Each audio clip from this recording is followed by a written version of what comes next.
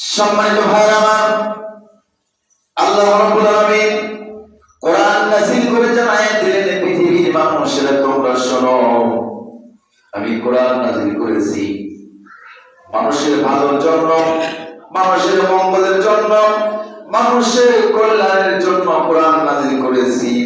এই কোরআন কিন্তু সবার ভালো লাগবে না। লাগবে না? কি বলেন? কোরআন সবার ভালো লাগে না। যে ব্যক্তি মদ খায় এই ব্যক্তি কখনো কোরআনের কথা শুনতে পারবে না। কি বলেন? কোরআনে মদ খাওয়া জায়েজ না হারাম? কোরআনে গাঁজা খাওয়া হারাম না হালাল? কোরআন শরীফের মধ্যে জর্দা খাওয়া হালাল না হারাম? বিড়ি খাওয়া? তাহলে এক কথায় মানুষের শরীরের মধ্যে যা কিছু ক্ষতিকর, এই ক্ষতিকর বস্তুগুলো খাওয়া আল্লাহ রাব্বুল আলামিন কোরআনুল কারীমের মাধ্যমে জানায় দেন এগুলো হারাম। ঠিক না বেঠিক? কিন্তু দুঃখের বিষয় হলো সত্য, এখন আমরা কোরআনুল কারীমের অনুসরণ করতে চাই না, নবীজির অনুসরণ করতে চাই না। আমরা মনে করি যে আমার মন মতো চলবো, এটাই হলো রাসূলের উম্মত। কখনো নয়। সাহাবারা ইসলাম গ্রহণ করার আগে অনেকে চুরি করেছেন, অনেকে ঘুষ খেয়েছেন, অনেকেই দাঙ্গা হাঙ্গামা সৃষ্টি করেছেন, নিজের ইচ্ছা মতো চলেছে। যখনই তারা বলে নিয়েছে লা ইলাহা ইল্লাল্লাহু মুহাম্মাদুর রাসূলুল্লাহ,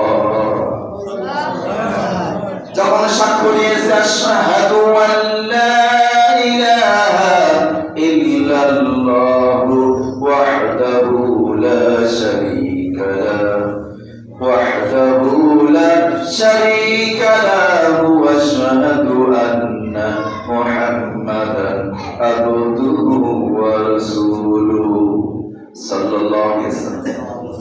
যখন সাক্ষ্য দিয়েছে, সাক্ষ্য দিতে বাকি, অন্যায় ছাড়তে বাকি না। ঠিক না বেঠিক?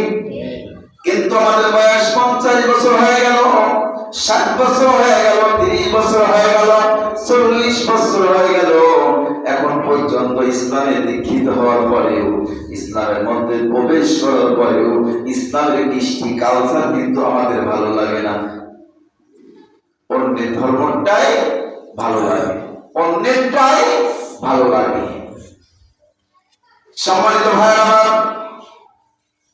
এই জন্য আমরা আত্মসমর্পণ করা জাতি, মুসলমান হলো আত্মসমর্পণ করা জাতি। কখনো বাতিলের কাছে মাথা নত করতে পারে নাকি বলেন? কখনো বাতিলের কাছে মাথা নত করে নাই।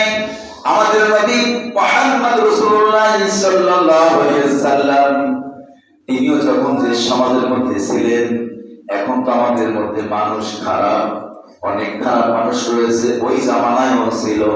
আল্লাহ রাসূল সাল্লাল্লাহু আলাইহি ওয়াসাল্লামকে তারা হাজার চেষ্টা করে সত্যের পক্ষ থেকে এক ইঞ্চি লড়াতে পারে না। সুবহানাল্লাহ।